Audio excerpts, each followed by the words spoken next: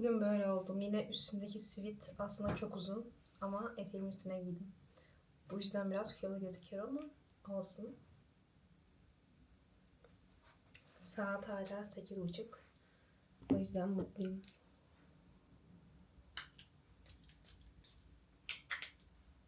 Beraber çantamı hazırlayalım. Bunları her ihtimale karşı şu poşetlere koydum. Çünkü kitabımı da koyacağım için çıkarmak istemedim. Böyle su. Bu kitabı bitirme hedefindeyim bugün. Bakalım inşallah. Yanıma bir de şu çantamı alacağım. Ben şu anlık hazırım. Şimdi güzel bir cilt bakımı yapacağım çıkmadan önce. Sizinle beraber yapalım yine. Sonra çıkarız.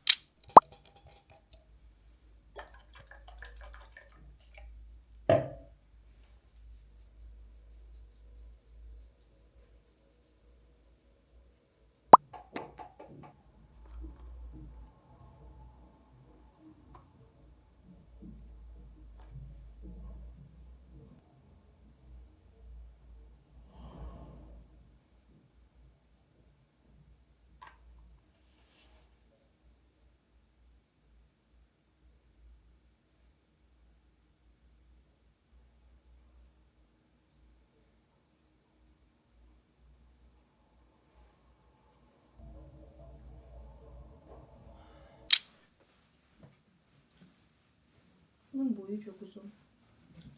Şöyle olsaymış.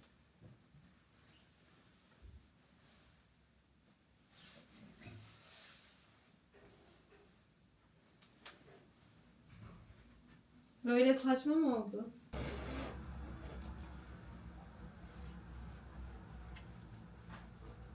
Kilo oldurmayı göz alarak bunu böyle içime koydum. Bence güzel oldu.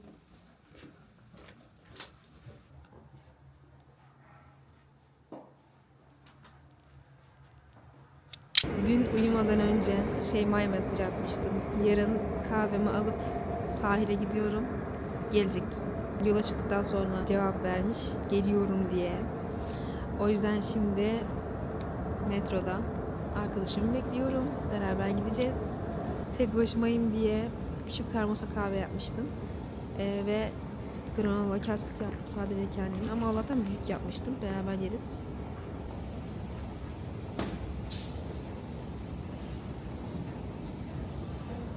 Şu an bu telaşenin içinde olmadığım için çok mutluyum.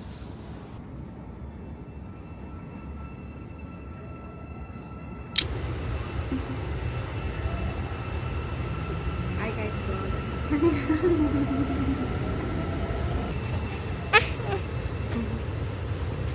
güzel.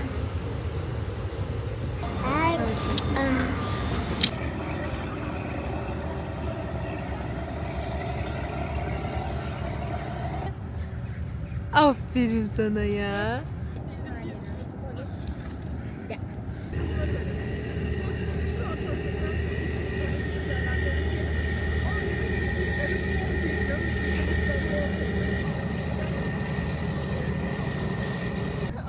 Merhabalar.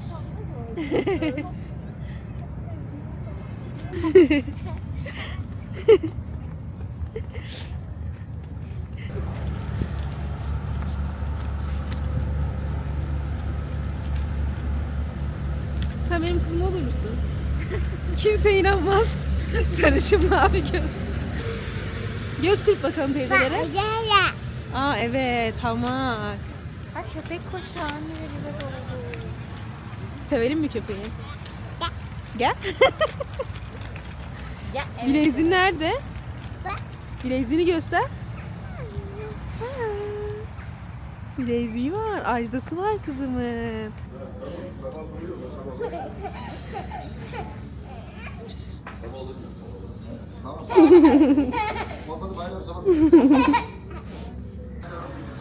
Kız ona.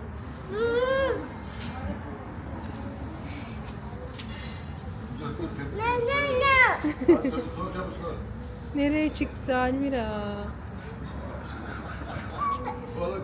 Bay bay ya. Göz kır. Öpücük at. Ajdanı da göster. Evet.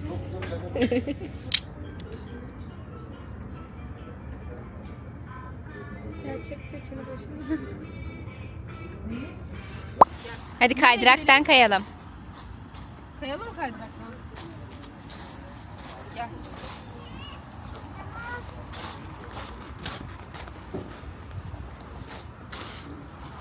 Allah.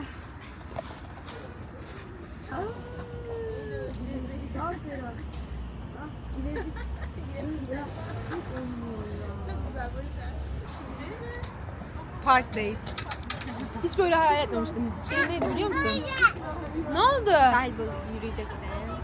Planım sahilde yürüyüp kahve içip sonra yorulduktan sonra oturup kitap okumaktı.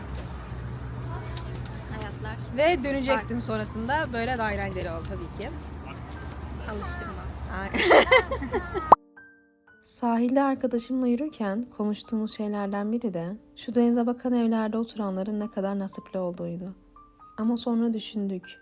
Belki de bu manzaraya her gün bakan insanlar zamanla bu güzelliğin değerini unutuyordur. İnsanız sonuçta. Hepimiz aynıyız. Bugün olduğumuz yere gelmek için bir zamanlar nasıl dua ettiğimizi hatırlasanıza. O geceleri, o içsel istekleri. Ama şimdi o dualar kabul olmuşken bile çoğu zaman daha fazlasını arıyoruz. Olduğumuz yeri beğenmeyip hep bir üstünü istiyoruz. Aslında o denize bakan evlerin sahipleri için normal olan şey, birçoğumuz için hala hayal. Bu düşünce beni ister istemez derinlere çekti. Ve bir kez daha bulunduğum noktaya şükretmem gerektiğini hatırlattı. Çünkü Rabbim Kur'an'da şükrederseniz elbette arttırırım buyuruyor. Belki de unuttukça eksiliyor, hatırladıkça çoğalıyoruz. Bazen sahip olduklarımızın farkına varmak bile bir nimettir. Bir başka ayette Rabbinizin nimetlerini saymaya kalksanız onları asla sayamazsınız buyuruyor. Aslında ne kadar çok şeye sahip olduğumuzu ancak durup düşündüğümüzde fark ediyoruz. Ve yine buyuruyor ki şükreden kullarım ne kadar az. Belki de bu yüzden her güzel anı fark etmek bir ibadet gibi. Bir tebessüm, bir nefes, huzur dolu bir manzara. Hepsi bize verilen bir emanet. Rabbimize görebilmeyi, sahip olduklarımızın değerini anlayabilmeyi, şükretmeyi unutmadan yaşamayı nasip etsin. Köpüsü gördün mü? Temiz havanın tadını yine çocuklar çıkardı.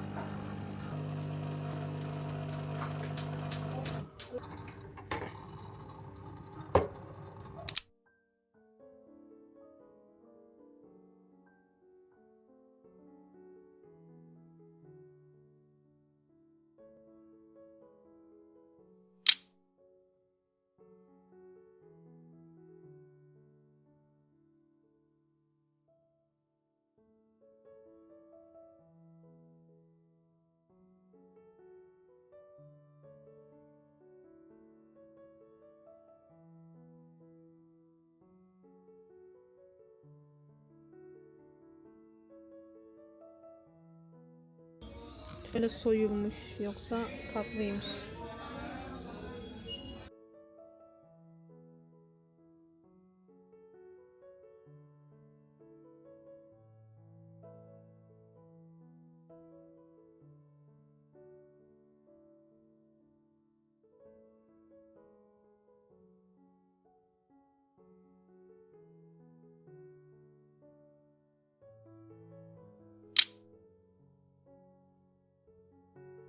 İngiliz Home boykot ediliyor ya, sanırım batıyorlar. Philips'le anlaşma yapmışlar, böyle standlar var ve bence çok kalitesiz duruyor. Gezmeyi seviyorum bir şey almasam da, o yüzden gezmeye geldim.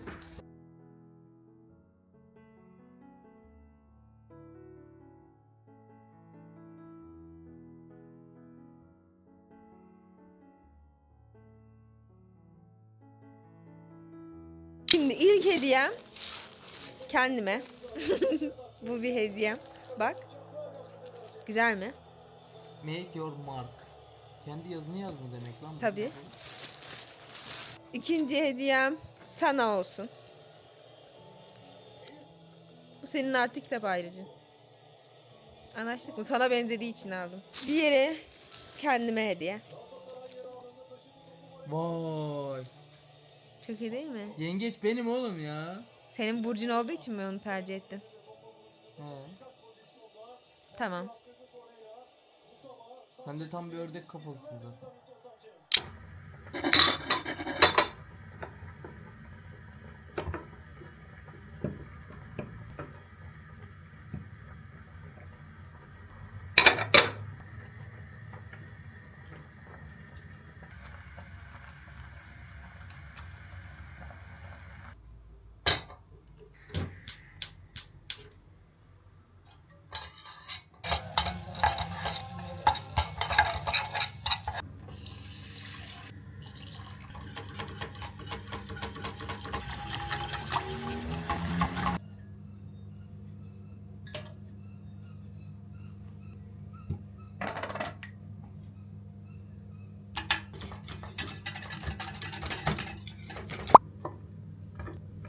Normalde büyük tepsiye koyup böyle ince bir karnabahar graten yapıyordum ama bugün bir tık kalın yapmak istediğim için küçük borcamı aldım.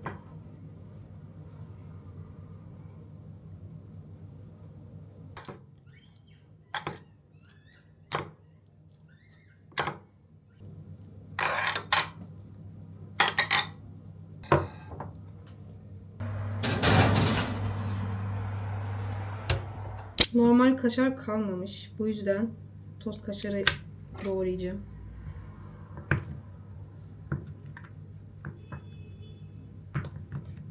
Beşameli fırına attım. Kaşarlarım da hazır. O sırada ben akşam namazını kılıp geleceğim.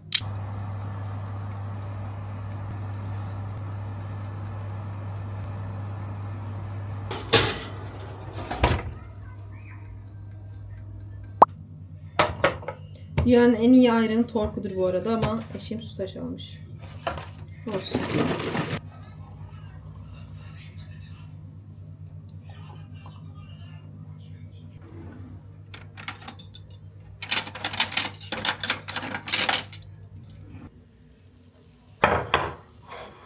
Şu sese bakın.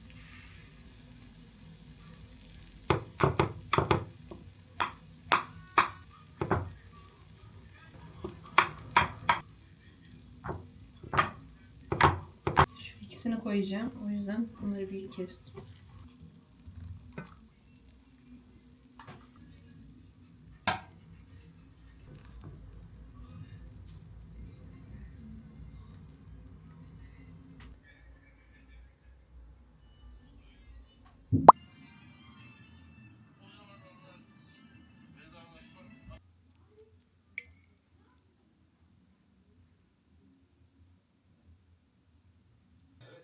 Dışarıda bir polis arabası var. Kaçak olmak çok eğlenceli. Haberlere. Büyü, makbul, saklanacak yer çok oluyor. Şaka gibi ama Ergün bütün borcamı bitirdi. Ben sadece 2 dilim yedim. Anladığım kadarıyla çok sevmiş.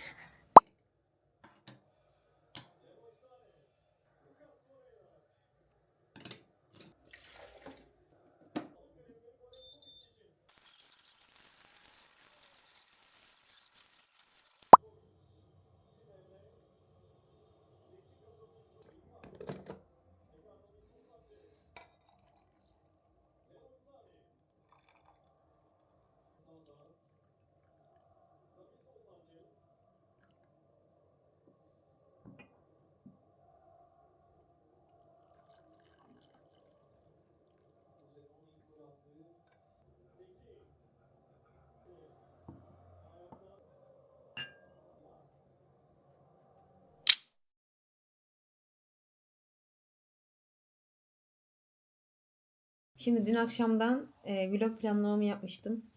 Onların koymadıklarıma tik atacağım. Yani çoğunu. Bugün dizim var. Taşacak bu deniz. Herkes izleyebiliyorum. O başlayana kadar okumalarımı yapmak istiyorum.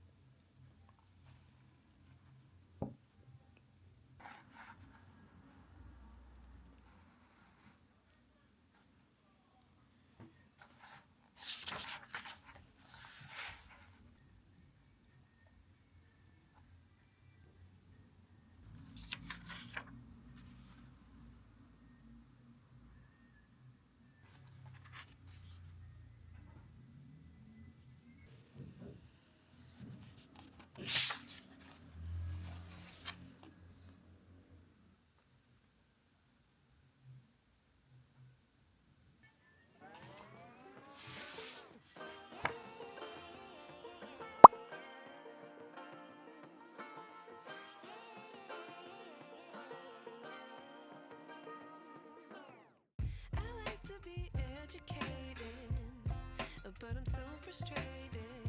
Hello to my loneliness. I guess that ignorance is bliss. Take me back to before I knew.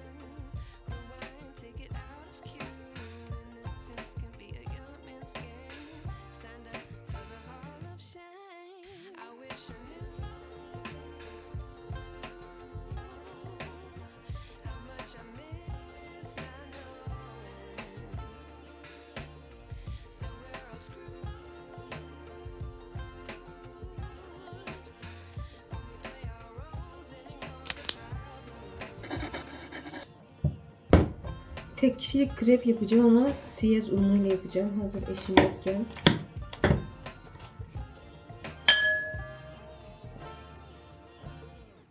Onu çok değişik değil mi?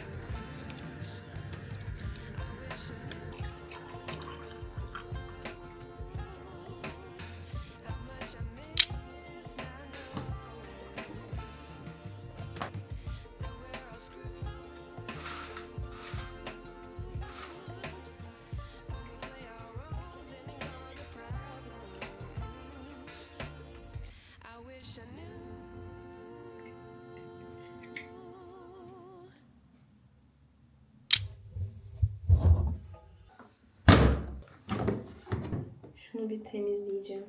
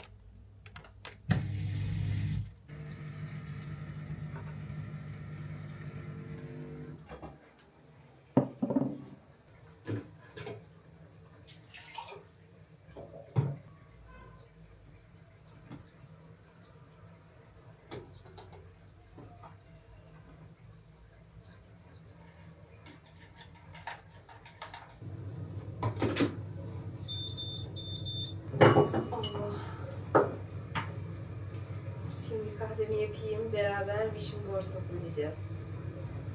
Yani çok öyle hazırlamıyorum aslında ama geçen sene hazırladım. Bunu tablo halinde hazırladım. Yine görsel şekilde de hazırlayacağım ama deftere de yazmak istiyorum. Bunu yapmak aslında eğlenceli. Eğlenceli olduğu için yapıyorum. Böyle bir de hedefini defterin en başına yazdığın zaman her o defteri açtığında görüyorsun ya, o hedefe böyle zihnin yaklaşmak için çabalıyor gibi hissediyorum. Bu yüzden yapacağım bu sene.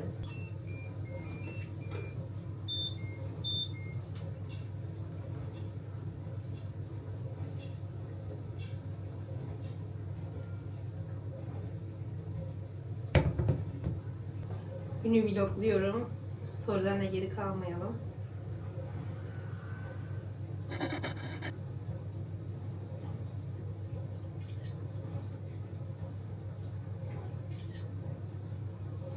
Hadi gidelim.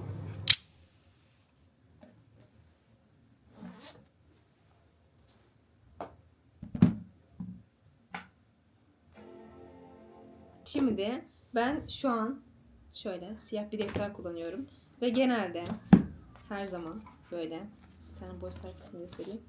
Çizgiyle kullanırım. Noktalı da çok güzel ama noktalıların dış kısmı bana uymuyordu. Ben o yüzden bu sene yine çizgiyle aldım. Böyle gayet sade. Hep şeylere bakma. Renkli renkli tatlı ajandalar oluyor ya, defterler falan. Size de göstermiştim hatta. Geçen hafta, yok çarşamba günü göstermiştim. Ama ben krem insanıyım. Krem rengi beni gerçekten çok mutlu hissettiriyor. O yüzden kitabımda yine krem aldım. Ve böyle kumaş olması falan çok hoşuma gitti. Dokusu falan. Ve çizgiyle yine böyle yabancılık çekmeyeceğim. Şimdi ben ne yapıyorum bu defterde? Direkt onu açıklayayım. Mesela en baş sayfaya böyle kendime motivasyon olması amacıyla böyle bir söz yazmıştım. Ve her sayfayı açtığımda bu yazıyı görmek gerçekten motive ediyor. Bir şey tamamıyla elde edilmezse bütün bütünle terk edilmez. Bu çok güzel bir motivasyon cümlesi bence. Bunu o yüzden en başa yazmıştım. Yine buna benzer bunun en başına yazacağım. Ya da belki direkt bunu yazarım. Bu çünkü çok iyi bir yazı. Sonra 3 aylar hedef listesi hazırlamışım kendime. Böyle bayağı uzun bir hedef listesi. Bunların çoğunu elhamdülillah yaptım. Burada yine biraz devam ediyor. Böyle işte günlük yapmam gereken dini hedeflerimi yazmışım. Sonra biraz böyle bir dertleşme, böyle bir iç dökme. Sonra dini olarak yine hedefler koymuşum. Onları gerçekleştirmişim. Bunları yapmışım, gerçekleştirmişim, tik atarak falan bunları görebiliyorum. Bunlar gerçekten motivasyon oluyor. Şu an mesela yapmış olmamın verdiği bir haklı gurur var içimde. Random kullanıyorum defteri aslında. Böyle bayağı bir dertleşmişim mesela. Güzel günlerimi anlatıyorum. İşte kötü hissettiğim anları anlatıyorum. İlla sadece kötü anlarımı değil yani. Sonra günlük programlar yapmışım. Yine bu eşim yazmış bunu. Eşimle beraber günlük program yapmışız. Sonra defterin çoğunu aslında günlük vloglarım kaplıyor. İşte vlog günlerini çok iyi planlamaya çalışıyorum. Çünkü içeriğin güzel olmasını, dolu dolu olmasını istiyorum. Çünkü ben de vlog izlediğimde böyle dolu dolu olan videoları daha böyle izleyesim geliyor. Böyle bir iki de anını paylaşmış. Allah razı olsun, böyle bir video çıkarmak amacıyla. Yani video çıkarmaya çalışmış yani açıkçası. O şekilde videoları çok böyle sevemiyorum. Ama böyle özenilmiş, uğraşılmış, işte gününü doldurmaya çalışmış videolar benim çok tatmin ediyor. Benim de motivasyonumu arttırıyor öyle videolar. O yüzden ben de o şekilde videolar hazırlamaya çalışıyorum. O şekilde. Daha bu defterim bitmedi. Bu sene şu deftere farklı olarak Vision Boards muhabbeti var ya, biliyorsunuzdur. Onu ben fotoğraf halinde yapmıştım az önce söylediğim gibi. Ama bu sefer deftere de yazacağım. Yani galeriye girdiğimde hep ona bakmıyorum ama bu defteri neredeyse her gün açıyorum. Ve en başına yazarsam eğer sürekli o hedeflerimi görmüş olurum. O hedeflerim için en azından bir motivasyon olur. İşte bunu yapacaktın bak. Hani beynim sinyal gönderir falan belki. Bir şeyler yapar. O yüzden defterime de yazmak istiyorum hedeflerimi. Bu sene en büyük hedefim YouTube plaketini almak. O yüzden şu an güncel olarak 24.711 kişiyiz. En büyük hedefim şu anda 100.000 abone olup o plaketi almak. Burası için çabalıyorum ya. Buradan sizin tarafınızdan bir hediye almak, YouTube'dan bir hediye almak beni gerçekten çok mutlu eder. Ona her baktığımda başardın diyebilirim kendime. Ve tabii ki motivasyon olur her video için. O yüzden istiyorum. Bu arada ben Vision Boards yapıyorum ama bu sadece bir sene için değil. Yani 2026'nın Vision Boards'u diye hazırlıyorum. Fakat bu hani bütün hayallerimi kapsayan bir tablo oluyor genelde. Bu yüzden bir sene içerisinde 100.000 abone olmam belki çok zor gözüküyor olabilir. Ama bu dediğim gibi benim gen itibariyle koyduğum bir hedef. Şimdi geçen sene hazırladığım Vision Boards'ta neleri başarmışım, neleri başaramamışım, neleri yapamamışım bir bakacağım. 30 Aralık 2024'te hazırladığım Vision Boards'a bakalım. Siz de şu an burada görüyor olacaksınız. Şimdi en başta pasaportu almak. Aldım. Tik. Umre'ye gitmek. Gittim. Yeni kamera. Yeminli kamera şu an kullandığım DJI. Buraya ne koymuşum? Sony koymuşum. O zaman Sony çok ünlüydü. Bu yüzden Sony'yi koymuşum. Ama şu an DJI ünlü. Şu an DJI aldığım için bu yüzden mutluyum. Çiçek almak. Bu sene gerçekten çiçek aldım. Bu yüzden mutluyum. Böyle senin hatırladığım çiçekleri beni çok mutlu eder. O çiçekleri aldığım için mutluyum. MacBook almak koymuşum. Aldım ama şu anda boykot. Tenis oynamak. Eşimle gerçekten tenis oynamayı çok seviyoruz. Ama profesyonel değiliz. Kendimizce oynuyoruz ve bu bizi zaten mutlu ediyor. Bu da yeterli. Zengin olmak gibi bir amacım yok aslında ama para koymuşum. Neden bilmiyorum. Küçük bir bebiş fotoğrafları koymuşum. Bu sene için geçerli değildi yine. Dediğim gibi ben bunu genel itibariyle koyuyorum. Ama hayırlı bir vakitte, sağlıkla inşallah bir bebiş olur. Böyle çok güzel şeyler koymuşum. Müstakil ev falan koymuşum. Yine onlar hedeflerimin içerisinde. Fransa'ya gitmek. Fransa'ya gitmeyi gerçekten çok istiyorum. Aşırı istiyorum. Ama işte eşimle böyle konuşuyoruz. İşte Fransa'ya gitmek istiyorum diyorum. O diyor ki hani Fransa mı Umre mi? Hep böyle bir kıyaslama oluyor. Umre'ye gittikten sonra böyle farklı bir ülkeye gidesimiz var ama şimdi düşününce mantıksız geliyor. Umre'ye gitmek hani daha mantıklı sonuçta falan diye. O yüzden sanırım bilmiyorum. Hala hayallerimin içinde ama bu Umre aşkım beni başka ülkeye göndermez diye düşünüyorum. Bilmiyorum. Kuzey ışıklarını görmek hala hayalim. Japonya'ya gitmek hala hayalim. Uçağa binmek, uçağa bindik Umre'ye giderken ve YouTube plaketini almak. Hala hedefim. Umarım bir gün gerçekleşir. Böyle çok bir şey yok. Hatta böyle yanlarında boşluk bırakmışım. Doldururum belki diye ama çok da bir hedefim yokmuş. Yani böyle biraz ülke gezme hevesim varmış. Onu anladım. Şu an o kadar yok. Şu an gerçekten sadece Umre'ye gitmek istiyorum. Ama Fransa benim için gerçekten küçüklükten beri bir hayal. Şimdi önce buraya yazacağım. Çünkü bu defterim hala bitmedi sonuçta. Sonra temiz bu deftere geçireceğim. 2026 hedeflerimi ve tabii ki hani daha uzun süreli olanları da buraya yazacağım ama beraber hazırlayalım istiyorum. Şimdi en başa YouTube plaketini almak. Ve tabii ki Umre yapmak. Her ay bir tane kitap bitirmek istiyorum. Bu geçebilir bu arada ama her ay bir kitap en azından daha böyle yapılabilir ya. Biraz böyle gerçekçi olmak lazım. Benim böyle genel itibariyle başarmak istediğim bir mevzu vardı. O da YouTube'u iş haline getirmek. 2025'te bunu başardım ama 2026'da da bunu geliştirmek istiyorum. O yüzden onu tekrar yazacağım. Bir hobi edinmek istiyorum. Bu aslında şu an spor yapıyorum. Bu da bir hobi. Ama böyle daha çok dini bakımdan istiyorum. Mesela ChatGPT'ye de sordum. Maneviyatı güçlendiren hobiler olarak bana böyle bir liste yaptı 4 tane. Tefsir defteri oluşturmak, Esma-ül Hüsna çalışması, her gün bir isim yazmış. Hadis defteri hazırlamak, kaligrafi, hat sanatı başlangıç çalışmaları yazmış. Onu ilk defa duyuyorum. Yani öyle şeyler olabilir. Seramik, mum yapımı, ahşap boyama. Yani böyle şeyler olabilir. Bunlar çoğaltılabilir tabii. Şu an hani ChatGPT'nin söylediği ve bana yakın olan şeyler bunlar. Şu an sadece buraya hobi edinmek yazacağım. Yine Fransa'ya gitmek yazacağım. Yine Japonya'ya gitmek yazacağım. Peygamber Efendimizin yolundan giden evlatlar nasip etsin hepimize inşallah Rabbim. Onu da yazacağım. Bir yandan da telefonumdan da yardım alıyorum da. Şeyi sormak istiyorum. Sizce ben kız annesi gibi mi gözüküyorum, erkek annesi gibi mi gözüküyorum? Arkadaşlarım genelde kız annesi gibi diyor. O yüzden siz ne dersiniz merak ettim şu anda. O kadar çok ülke gezme muhabbeti yapmışım ki şu an o kadar ülke gezme isteğim yok. Sadece böyle gidebildiğim kadar Umre'ye gitmek istiyorum ve hani Fransa ile Japonya'da olur. O kafadayım şu an. Ama hani olur da gidersem tabii ki ya tatlı olur. Ama şu an öyle bir hedef listeme koyacak kadar böyle bir ilgi beslemiyorum. Bir de ben belli bir kitleye hitap ediyorum ya. Bu hitap ettiğim kitleye böyle bir şeyler katmak istiyorum. Böyle bir hedefim var. Ki bu hedefi böyle uzun süredir Umre'den döndüğümden beri yapma hedefindeyim. Zaten aranızdan anlayanlar da yorum yazanlar da oluyor. Benim şu anki en büyük hedefim dinime yaklaşmak. Allah'a yaklaşmak, İslam'ı tanımak, ilim irfan sahibi olmak. Ya bu çok uzun ve zor bir süreç biliyorum. Ama beraber yaparsak bence bu işi daha da kolaylaştırabiliriz. Yani ben yapabildiğimi yapıyorum. Yapabildiğimi de çekiyorum, size söylüyorum. Bunu yapıyorum şu an diye. Bu da size motivasyon olabilir diye düşünüyorum. Çünkü mesela o şekilde vlog çekenlerin videolarını izlediğim zaman ben de motive oluyorum. Bu yüzden ben de sizi Allah'a yakınlaştırabilme yolunda size yardımcı olmak istiyorum. Size bu şekilde yarar sağlamak istiyorum. Çünkü bu dünya geçici, biliyoruz, hepimiz farkındayız. Bu farkındalığı böyle her seferinde size hatırlatmak istiyorum. Çünkü unutabiliyoruz, insanız. Bu yüzden şuraya güzel bir İslam'ı yaymak yazabilirim sanırım.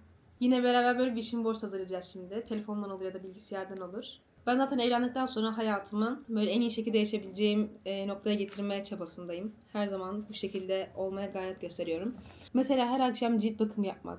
Bu beni kendimi çok iyi hissettirdiği için bunu her akşam yapıyorum. O yüzden bu hani böyle benim için şu an basit olmuş.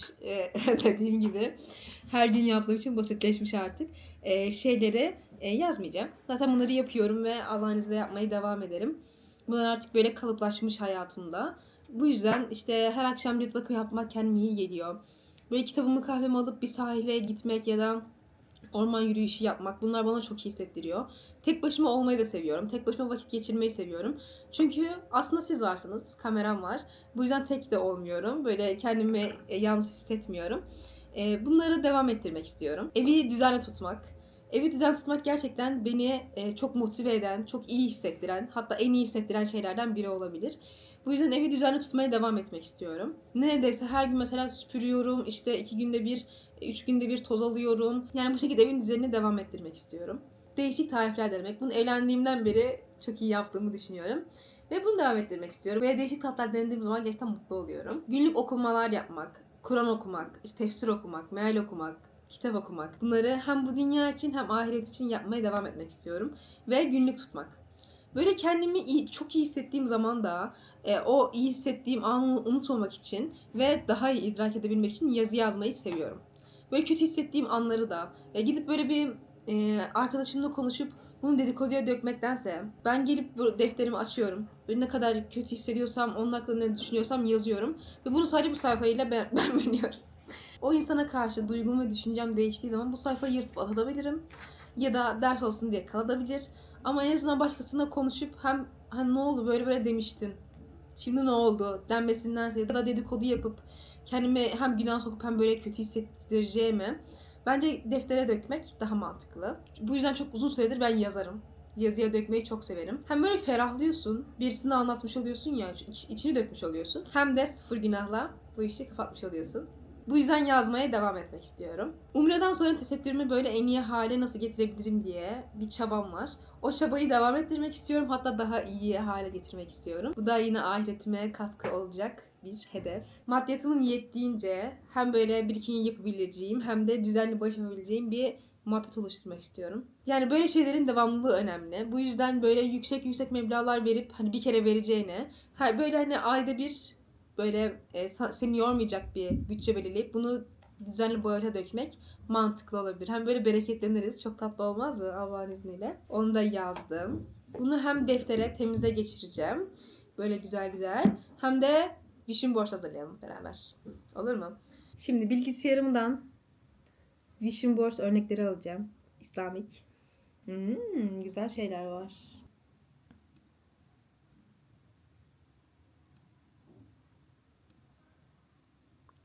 Ay, Umre'ye gitmek, tesettürünü iyi hale getirmek. Tamam, şu an böyle genel itibariyle. Şimdi ben başlıyorum. Böyle Instagram'dan bir fotoğraf çekip arkasını beyaza boyayıp en başa Umre fotoğrafını koyalım. Cilt bakımıyla alakalı. Direkt Umre'nin yanına koymak biraz garip olabilir. Şöyle inatlara koyacağım. Sonra sağlıklı beslenmeye devam etmek istiyorum. O yüzden.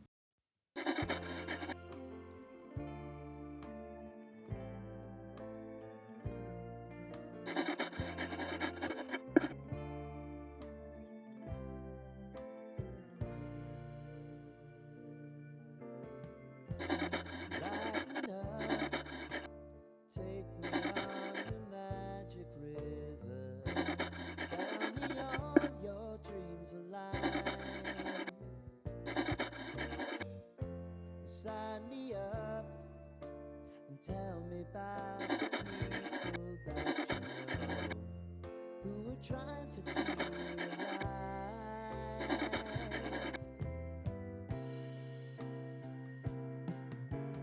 Life can get hard, so honey, if you need to cry, just come share my pillow and rain, go away.